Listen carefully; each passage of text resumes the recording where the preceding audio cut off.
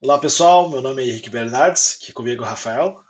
Olá, pessoal. Meu nome é Rafael Nardim e eu e o Dr. Henrique trabalhamos na área tributária do escritório Coelho Silva e Centeno Advogados. E hoje a gente vai dar início a uma nova sequência de vídeos. A gente vai falar dessa vez sobre agronegócio, especificamente as tributações e as opções que tem para os produtores rurais num segmento tão importante para a nossa economia e com ferramentas, instrumentos muito importantes para a tomada de decisões de uma forma acertada e com o máximo de previsão possível. Exato. O agronegócio é um dos setores da economia mais competitivos da atualidade.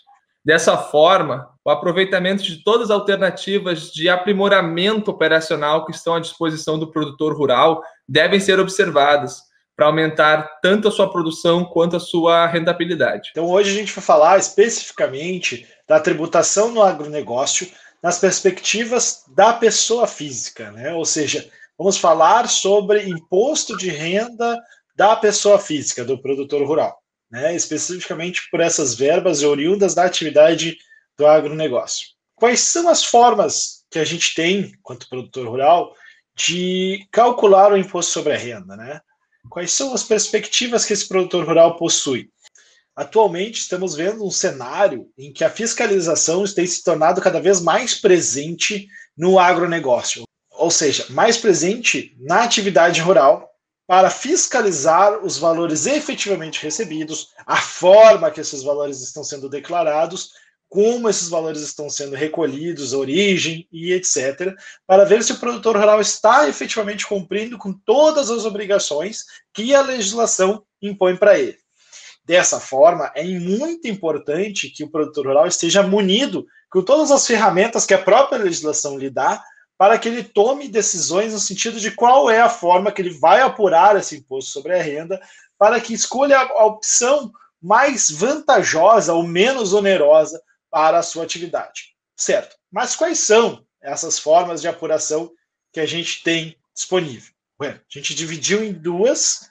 A primeira opção que a gente tem é a apuração de forma simplificada da carga tributária. O que é isso?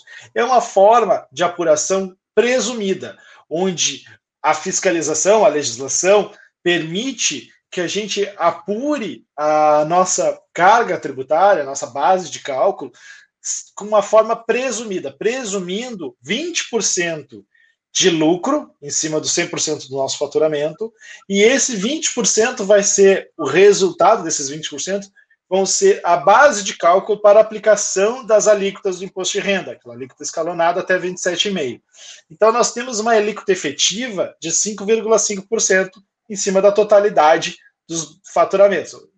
Essa forma de apuração é uma forma bem comum, né? A gente verifica muitas vezes essa aplicação, onde simplesmente se pegam os valores do faturamento da produção rural, seja das vendas na pecuária, seja nas vendas dos frutos da lavoura, para a aplicação, constituição da base de cálculo, de uma forma simplificada, simplesmente colocando esses 20% e depois aplicando a alíquota.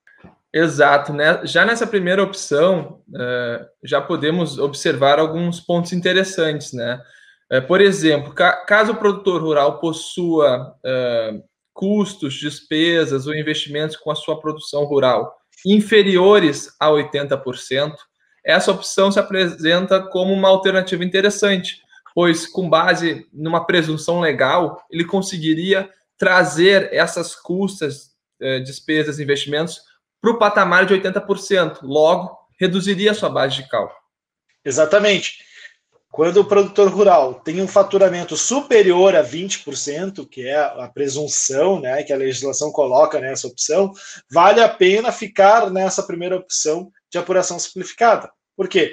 Porque eu tinha débitos, custos com investimentos, despesas com atividade menores do que 80%. Então, mas a legislação sobe eles para um patamar de 80% e me coloca o meu lucro tão somente em 20%. Consequentemente, a minha tributação vai ser só sobre 20% presumido pela legislação, o que torna essa opção mais vantajosa. O que torna essa opção ruim, e que tem que ser prestado bem atenção, é que aqui, por exemplo, se tiver prejuízo, essa opção vai te obrigar a ter um recolhimento, porque ela sempre vai prever 20% de lucro. Tem um ponto que tem que ter cuidado, porque se tu não teve esses 20% de lucro abaixo, 19, 18, 17, ou negativo, tive prejuízo, essa opção ela vai presumir 20% de qualquer forma. Exato. É interessante, né, perceber que é uma faca de dois gumes, né? Ela é simplificada, ela facilita a apuração, não depende de grandes custos contábeis, porém, tu perde no aproveitamento do abatimento de despesas, os prejuízos acumulados. Exatamente. Aqui é um ponto bem de atenção. Em qual das duas opções vão ser as mais vantajosas para cada caso concreto e para cada exercício? Lembrando que, né, a apuração do imposto de renda ela vai ser anual e cada vez tu pode escolher qual é o regime que tu vais escolher. Partindo já para a segunda opção, é de uma forma comparada. Aqui a gente tem, por exemplo, uma escrituração completa do nosso livro Caixa Digital. Nessa escrituração completa, nós vamos apurar efetivamente o que aconteceu na nossa atividade rural. Ou seja, quais foram efetivamente o meu lucro. Na primeira opção, a gente dizia que nosso lucro, presumidamente, era de 20%, independentemente do que efetivamente aconteceu na nossa atividade rural. Aqui não. Nessa segunda opção, nós vamos apurar o resultado efetivo da nossa atividade rural e sobre esse resultado efetivo, aí sim aplicar a alíquota da tributação. O que torna esse regime também mais favorável, pois, como a gente disse, se eu tiver uma presunção menor, né, lá de 20% do primeiro objeto, da primeira opção, ou inclusive um prejuízo, esta segunda opção aqui se torna mais vantajosa. Percebe-se também que, neste momento, o produtor rural vai abrir mão um pouco da praticidade, porque vai depender de um registro um pouco mais completo, um pouco mais analítico, porém, vai ganhar muito em conhecimento da sua própria produção, dos seus gastos, e também vai poder tributar exatamente o resultado líquido da sua operação. Ele vai poder descontar tanto as custas, despesas, investimentos e prejuízos acumulados de uma forma bem direta. Exatamente. Então aqui a gente vai ter, caso a caso, talvez uma possibilidade melhor do que o presumido. Mas, como eu disse, tem que ser analisado dentro do caso concreto o que é a melhor, qual que é a melhor opção. Pois não há uma regra geral. Sempre é melhor apurar por uma forma presumida, ou sempre é melhor apurar de uma forma completa pelo livro caixa dentro do meu lucro real. Não existe essa regra. Tem que ser analisado o caso concreto. Para isso, nós trouxemos algum exemplo para deixar mais clara a distinção de cada uma dessas duas modalidades, para que a gente possa, com essas opções, escolher qual é a mais vantajosa, mais benéfica para aquele caso concreto. Então, aqui a gente tem um cenário exemplificativo. Vamos olhar aqui uma propriedade em que essa propriedade teve total de receitas no ano de R$ 5.338.000. Já como custos, despesas e investimentos, ela teve R$ 4.785.000. Consequentemente, o valor das receitas menos o valor das despesas, custos e investimentos, teve um resultado da atividade de R$ 553.000. Ainda, a gente colocou lá um prejuízo acumulado dos anos anteriores de R$ 280.000 para essa propriedade. Bom, dentro desse cenário, como é que fica cada um dos casos concretos? Na opção 1, que é aquela apuração simplificada, com aquela presunção de 20% de base de cálculo, nós temos o quê? A base de cálculo presumida, 20% do total dos rendimentos, deu um total de R$ 1.067.600. Perfeito. Consequentemente, aplicando 27,5%, nós temos um valor de R$ 293.590 para pagar de imposto sobre a renda. Importante lembrar aqui desse valor agora para comparar com a segunda opção. Na segunda opção, nós temos o quê?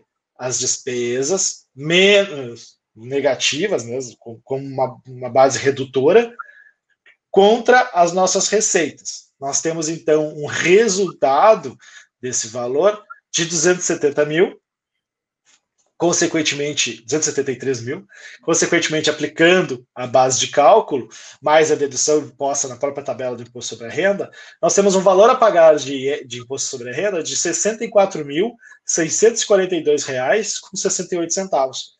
Comparativamente, nós estamos vendo aqui que é uma redução significativa na segunda opção, onde a gente foi para um lucro real lá no regime do livro caixa, contra uma opção do simplificado que deu um valor muito alto. Por quê? Porque nessa questão, a empresa tinha muito mais despesas, custos de investimentos, do que aqueles 80% previstos no presumido. Consequentemente, a segunda opção se tornou muito mais vantajosa do que a primeira. Exato. É interessante, né, que com base nesse cenário exemplificativo, a carga tributária recolhida na primeira opção é maior que até mesmo a base de cálculo da segunda. Então, a diferença é que o êxito direto para o produtor rural que tivesse tido esse acompanhamento técnico seria de quase 220 mil reais. Ainda deixando, então, mais interessante essa questão. Por que é importante um acompanhamento mensal, ou bimestral, ou trimestral? O importante é um acompanhamento dentro do ano para que a gente tenha o cálculo desse imposto sobre a renda. Por quê? Porque se eu consigo, lá por outubro, novembro do ano, olhar a minha tributação, que eu só vou declarar no outro ano, em março, abril do outro ano, mas se eu olhei em novembro do próprio ano, eu posso ver o que eu tenho. Eu tenho um valor de tributação a pagar de X. No nosso exemplo aqui, a gente poderia ter, por exemplo, na primeira opção, minha primeira opção é ruim. Mas como é que eu deixo mais atrativo uma segunda opção, por exemplo? Com aumento de custos e despesas. Então, por exemplo, assim, eu vou fazer mais investimentos. Eu cheguei em novembro do exercício e eu quero comprar, por exemplo, fertilizantes. Vou comprar fertilizantes em novembro para aplicar na minha produção.